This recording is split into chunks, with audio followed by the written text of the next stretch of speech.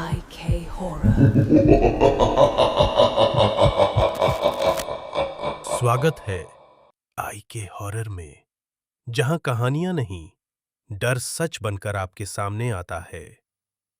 आज हम लेकर आए हैं दिल्ली से जैसलमेर के बीच मौजूद उस श्रापित रास्ते की रियल हॉरर स्टोरी।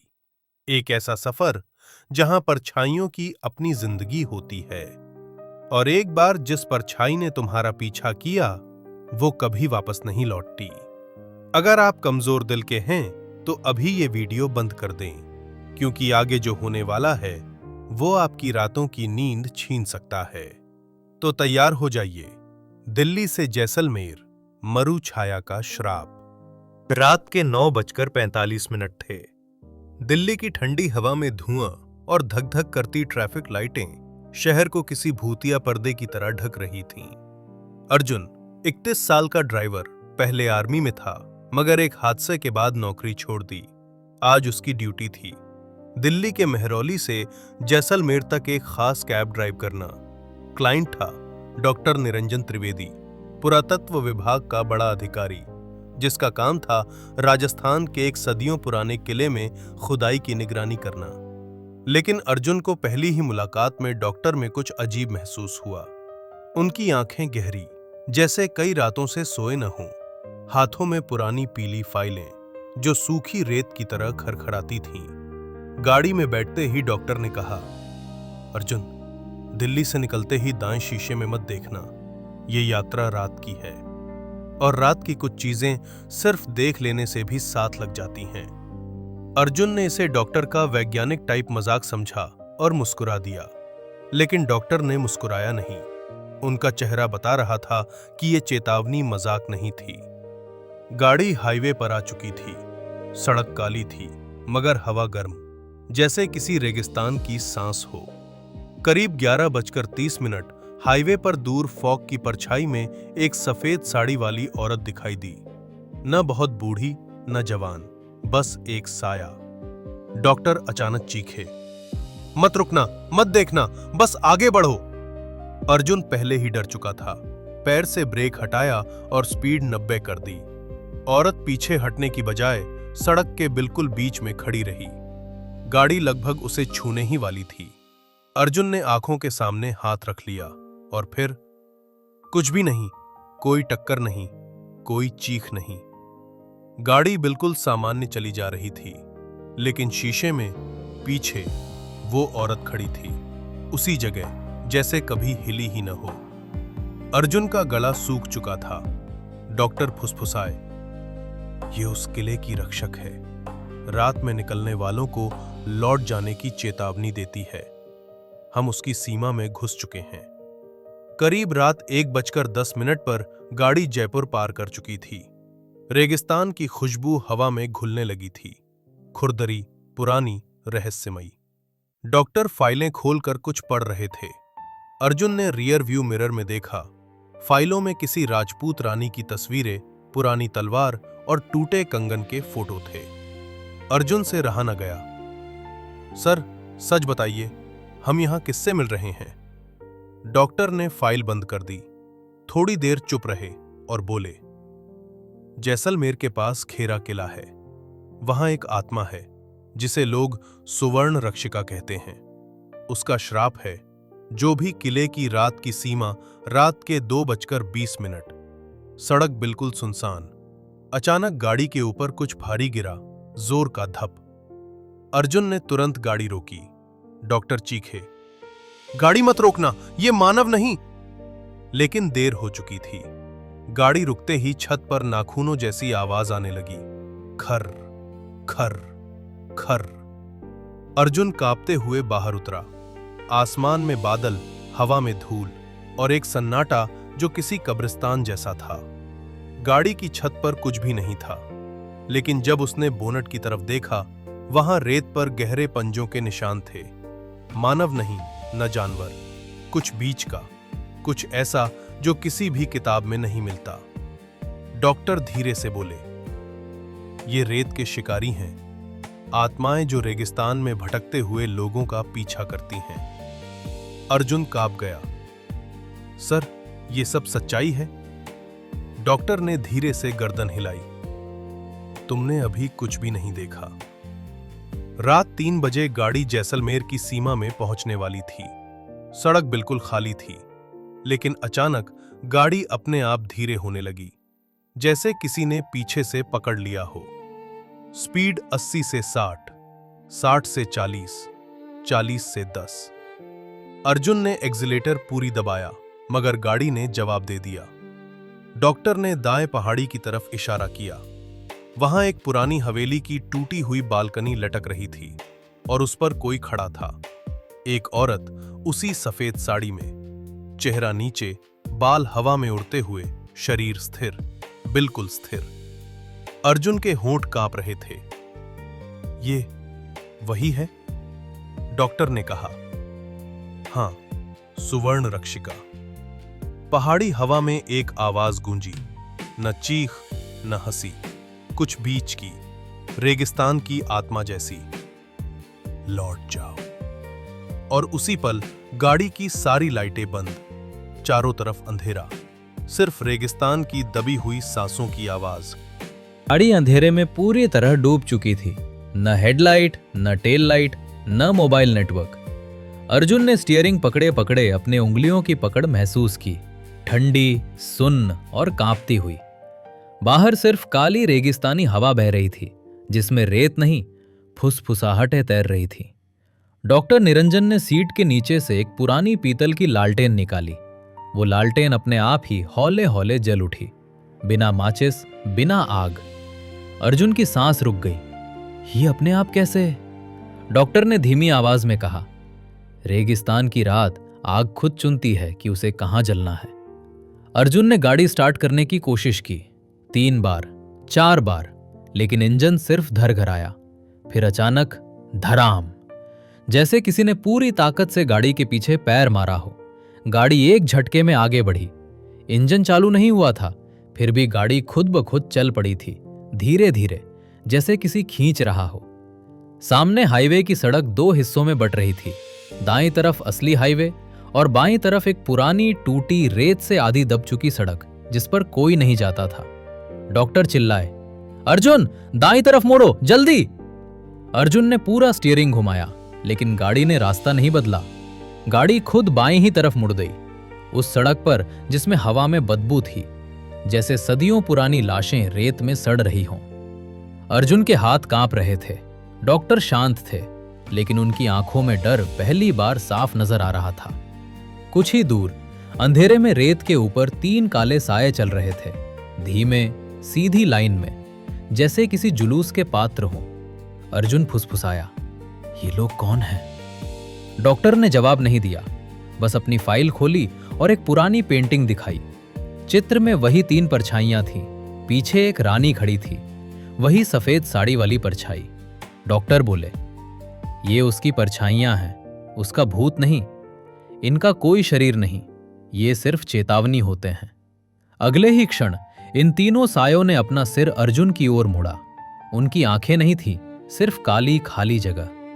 गाड़ी अचानक रुक गई। कोई इंजन नहीं, कोई आवाज नहीं, बस गाड़ी के आसपास चक्कर काटती ठंडी हवा। डॉक्टर ने अर्जुन से कहा, खिड़की मत खोलना, अगर किसी ने पुकारा भी तो नहीं। ये आवाजें इंसानों की नहीं होती। बाहर अचानक किसी लड़की की आवाज आई, बहुत पास से, गाड़ी के दरवाजे के ठीक बगल से। भाई, मदद करो, यहां बहुत अंधेरा है। अर्जुन का दिल धड़कना भूल गया। आवाज बिल्कुल असली थी, न रोबोटिक न भूतिया, एकदम असली लड़की की। उसने कांपते हुए डॉक्टर को देखा। सर, कोई बाहर है, उसे मदद चाहिए। डॉक्टर ने गुस्से में कहा, यह भी वही है। ये आत्मा खुद को हर रूप में बदल लेती है। पर आवाज फिर आई, इस बार और पास से, खिड़की के बिल्कुल पास से। भाई, दरवाजा खोलो, मैं मर जाऊंगी। अर्जुन का गला सूख गया। अगर ये इंसान हुई तो? अगर सच में कोई लड़की फंसी हुई हो तो? डॉक्टर ने लालटेन अर्जुन के चेहरे के पास उठाई और कहा, अगर तुमने दरवाजा खोला तो हम दोनों बचेंगे नहीं। लड़की की आवाज अचानक बदल गई, एकदम भारी, गहरी, पुरुष जैसी। खा ओल दो। गाड़ी का पूरा शीशा ठक ठक ठक करने लगा, जैसे कोई अंदर घुसना चाहता हो। अर्जुन आंखें बंद करके कांप रहा था। डॉक्टर आंखें बंद करके मंत्र जैसा कुछ बोल रहे थे। फिर अचानक सब शांत, एकदम शांत। आवाज, परछाइयां, सब गायब। गाड़ी वापस अपने आप चल पड़ी। इस बार सड़क के दोनों तरफ रेत ही रेत दिखाई दे रही थी। दूर कई किलोमीटर पर एक ऊंची चट्टान जैसी दिखी और उसके ऊपर एक लाल जलती हुई बिंदी। अर्जुन ने घबराकर कहा, वो क्या है? डॉक्टर धीरे बोले, वो वही है, सुवर्ण रक्षिका। अब उसने हमें देख लिया है। अर्जुन के शरीर में बिजली सी दौड़ गई। डॉक्टर ने आगे कहा, अब हमारे पास सिर्फ एक ही रास्ता है, या तो हम किले तक पहुंच जाएं या वो हमें रास्ते में ही ले ले। गाड़ी की स्पीड बढ़ रही थी, 90, 100, 120। अर्जुन ने एक्सेलरेटर नहीं छुआ था। गाड़ी खुद दौड़ रही थी, किसी अदृश्य ताकत के आगे खिंचती हुई। दूर आसमान में रेत का तूफान उठना शुरू हो गया। बादल गर्जन नहीं कर रहे थे, चिल्ला रहे थे। और उस चिल्लाहट के बीच फिर वही आवाज गूंजी, लौट जाओ। गाड़ी अब अपने आप 120 की स्पीड पर दौड़ रही थी। ऐसा लग रहा था जैसे किसी अदृश्य हाथ ने पूरी ताकत से इसे धकेल दिया हो। रेगिस्तान की हवा भारी हो चुकी थी और रेत के तूफान से आकाश खून जैसा लाल दिख रहा था। अर्जुन ने स्टीयरिंग कसकर पकड़ रखा था। डॉक्टर लालटेन थामे लगातार पीछे देख रहे थे, जैसे उन्हें पता था कि कुछ उनका पीछा कर रहा है। रेत, मानवों का पहला हमला अचानक। रेत के तूफान के बीच चमकीली आंखें दिखीं। 1, 2, 3, फिर दर्जनों, और फिर रेत की सतह से मानव जैसे शरीर उठने लगे। उनमें न मांस था न त्वचा। वे सिर्फ रेत का पिंड थे जिनकी आंखों में धधकती आग थी। अर्जुन ने चीखते हुए कहा, सर, ये क्या है? डॉक्टर बोले, ये सुवर्ण रक्षिका के सैनिक हैं, रेगिस्तान के रक्षक। जो लोग रात में उसकी सीमा पार करते हैं, उन्हें यही समेटकर रेत में दफना देते हैं। रेत। मानवों ने अचानक गाड़ी के साथ दौड़ना शुरू कर दिया। उनकी गति इंसान से कहीं ज्यादा थी। कुछ गाड़ी के बिल्कुल पास आ गए।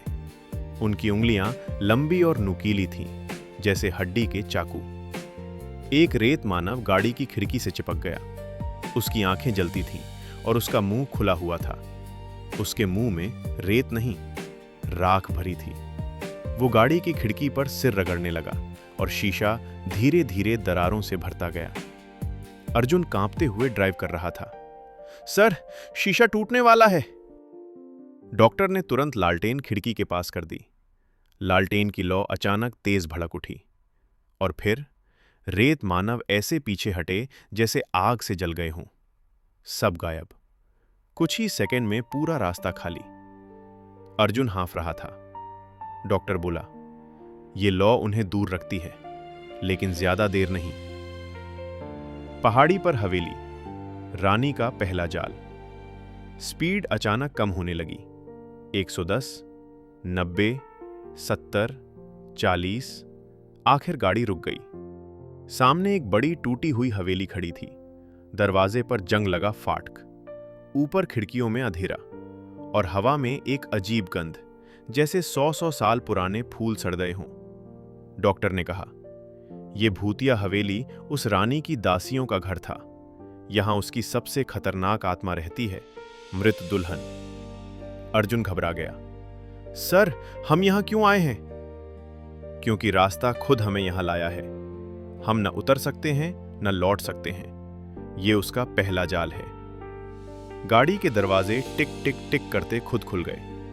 अर्जुन और डॉक्टर दोनों उतरने को मजबूर हो गए, जैसे किसी ने शरीर पर नियंत्रण ले लिया हो। हवेली के अंदर झाड़ झंखाड़, टूटी छत और चारों तरफ धूल थी, लेकिन बीच हॉल में एक लाल जोड़े में दुल्हन खड़ी थी। उसका चेहरा घूंघट से ढका हुआ था, पांव जमीन से थोड़ा ऊपर, और आवाज बहुत धीमी, बहुत भयानक, मेरे घर में स्वागत है। अर्जुन का दिल धड़कना भूल गया। डॉक्टर ने अर्जुन का हाथ दबाया। पीछे मत हटना और उसका चेहरा देखने की कोशिश मत करना। दुल्हन हवा में तैरते हुए उनके पास आई। उसका घूंघट हिल रहा था, लेकिन उसके पांव हवा में थे, जमीन को छू भी नहीं रहे थे। उसकी आवाज गूंजी, मेरी विदाई पूरी नहीं हुई। अचानक उसने अपनी कलाई उठाई और उसकी उंगलियां लोहे के कांटों जैसी लंबी होने लगी। वो अर्जुन के बिल्कुल सामने आ गई, इतनी पास कि उसकी ठंडी सांस चेहरे को छू रही थी। चेहरा न देखने का श्राप दुल्हन ने धीरे धीरे अपना घूंघट उठाना शुरू किया। अर्जुन पसीने में डूब गया। डॉक्टर चिल्लाए, आंख मत खोलना अर्जुन, नहीं तो तू जिंदा नहीं बचेगा। अर्जुन ने आंखें जोर से बंद कर लीं, लेकिन दुल्हन की आवाज उसके कान के शायद 1 इंच पास से आई। देख ले, बस एक बार देख ले, मेरा चेहरा तेरा आखिरी चेहरा होगा। डॉक्टर ने लालटेन दुल्हन की तरफ फेंकी। लालटेन की आग अचानक चमकी और दुल्हन पीछे हट गई, पूरे हॉल में चीख की गूंज फैलाते हुए। कुछ ही सेकंड में पूरा हॉल अंधेरा, दुल्हन गायब और हवेली का दरवाजा अपने आप खुल गया। डॉक्टर तेजी से बोला, भागो अर्जुन, गाड़ी में बैठो। दोनों भागते हुए बाहर आए। अर्जुन ने पीछे एक बार देखा। हवेली की खिड़की में वही दुल्हन खड़ी थी। इस बार घूंघट उठा हुआ था और उसके चेहरे पर मानव त्वचा का एक भी हिस्सा नहीं था, सिर्फ जलती हुई काली आंखें और मुड़ी तुड़ी हड्डियां। किले का बुलावा शुरू। गाड़ी स्टार्ट होते ही अपने आप तेज भागने लगी, मानो किसी चुंबक ने उसे अपनी ओर खींच लिया हो। डॉक्टर बोला, अब हम किले की सीमा में पहुंच चुके हैं। सुवर्ण गाड़ी अब इंसानों की दुनिया छोड़ चुकी थी। रेगिस्तान का रास्ता काले बादलों से ढका था और दूर से ऐसा लग रहा था जैसे आकाश धीरे धीरे जमीन की ओर झुक रहा हो। अर्जुन और डॉक्टर दोनों जानते थे, अब वापसी नहीं है। किला करीब आता जा रहा था, एक काला विशाल दैत्य जैसा, जिसकी टूटी मीनारें आसमान को चीरती हुई लग रही थी। किले का शापित द्वार जब गाड़ी किले की सीमा पर पहुंची, अचानक रुक गई। हर तरफ काली रेत उड़ने लगी, इतनी तेज कि खिड़कियां बजने लगी, टन टन टन। डॉक्टर ने धीमे से कहा, हम सुवर्ण रक्षिका के द्वार तक पहुंच चुके हैं। दूर सामने किले के मुख्य दरवाजे के बीचों बीच एक लाल रोशनी चमक रही थी।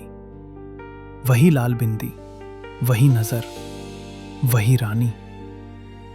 डॉक्टर ने अर्जुन से कहा, याद रखना, यहां सिर्फ वही देखता है जिसे वो देखने देती है। अर्जुन मुश्किल से गाड़ी से बाहर उतरा। जैसे ही उसके पांव रेत पर पड़े, थप, जमीन अंदर धसी और उसके पैरों के इर्द गिर्द रेत घूमने लगी, जैसे कोई जमीन से बाहर आने की कोशिश कर रहा हो। डॉक्टर चीखे, तेज चल अर्जुन, जल्दी। दोनों किले की ओर दौड़े। किले के भारी पत्थर का द्वार अपने आप कर कर करता खोलने लगा और भीतर से एक बहुत पतली आवाज आई, स्वागत है, आखिर तुम आ ही गए। किले का अंदरूनी आंगन। मृत दासियों की वापसी अंदर आते ही अर्जुन का दिल बैठ गया। किला अंदर से किसी मौत के शहर जैसा था।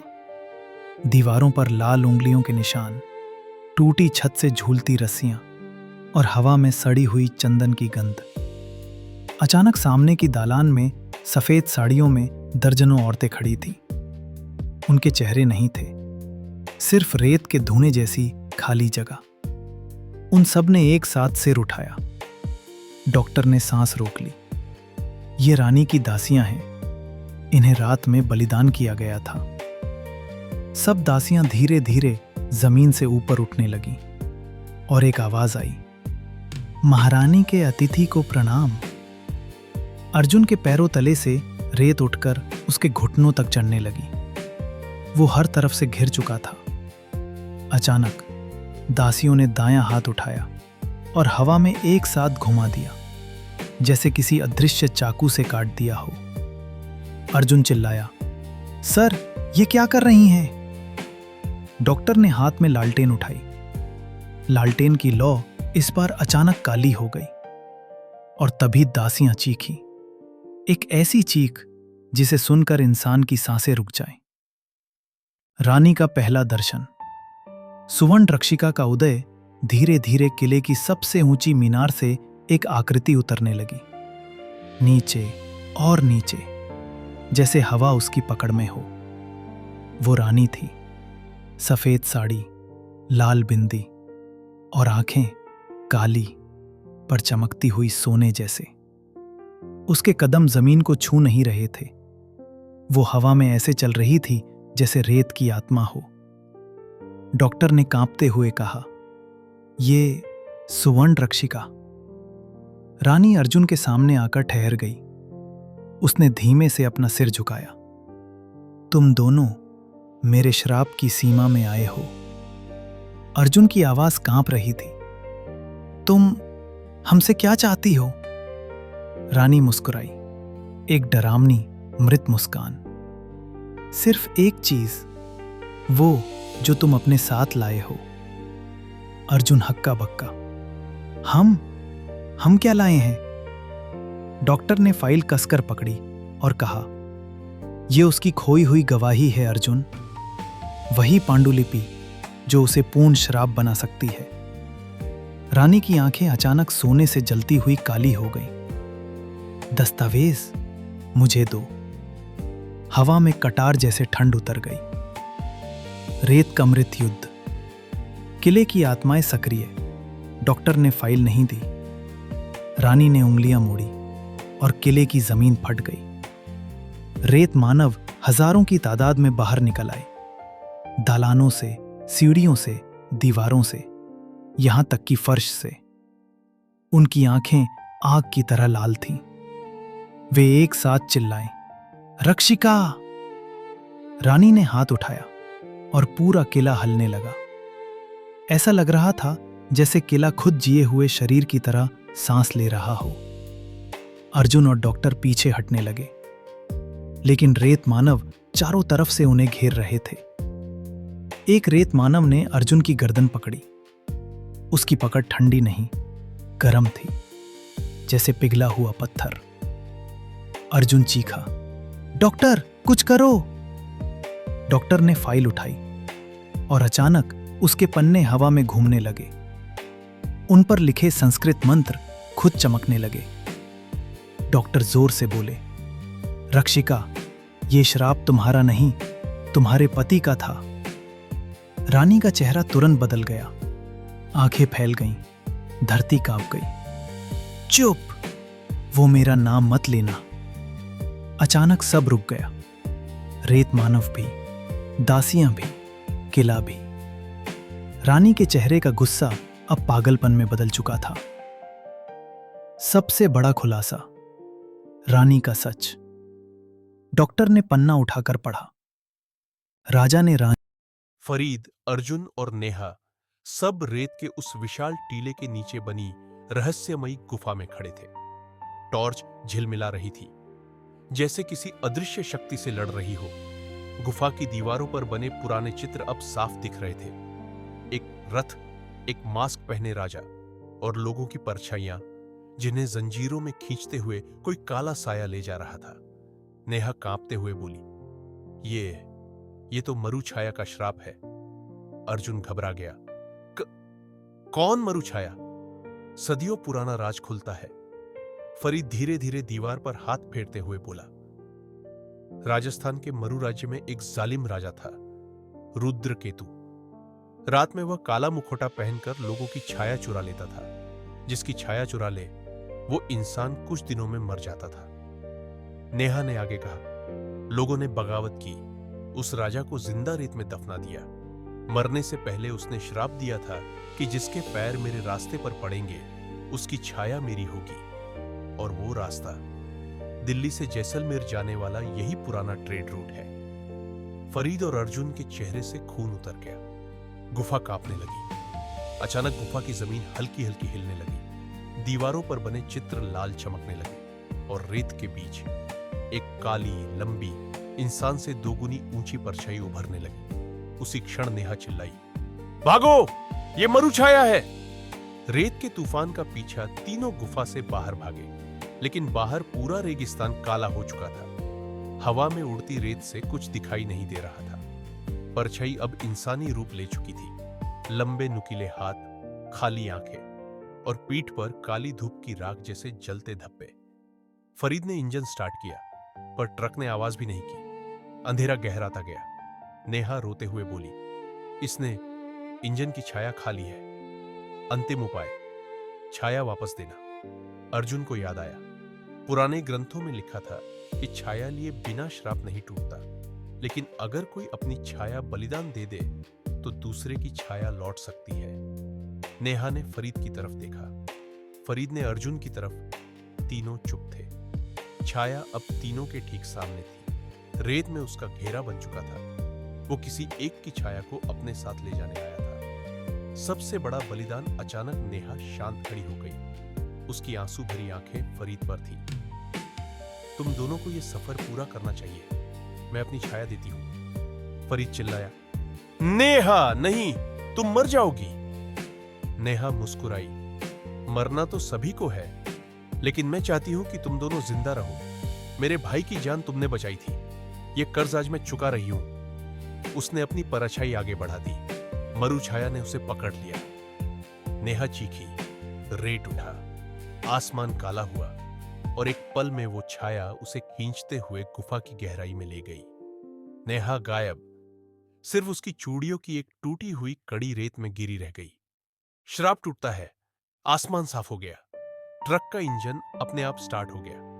गुर्र गुर्र गुर्र। फरीद और अर्जुन रोते हुए ट्रक में बैठे। सड़कों पर अब अंधेरा सामान्य था, ना कोई परछाई, ना कोई आवाज। लेकिन ट्रक की पिछली खिड़की में एक पल के लिए नेहा का चेहरा दिखा, धीरे से मुस्कुराता हुआ, और फिर गायब। जैसलमेर पहुंचकर आखिरी सच अगले दिन दोनों ने जैसलमेर के एक बुजुर्ग साधु से सब बताया। वो बोला, नेहा नहीं मरी, वो मरु छाया की रखवालिन बन गई है। अब कोई श्रापित रास्ते पर मरेगा नहीं, क्योंकि नेहा पहरा देती है। फरीद की आंखों में आंसू आ गए।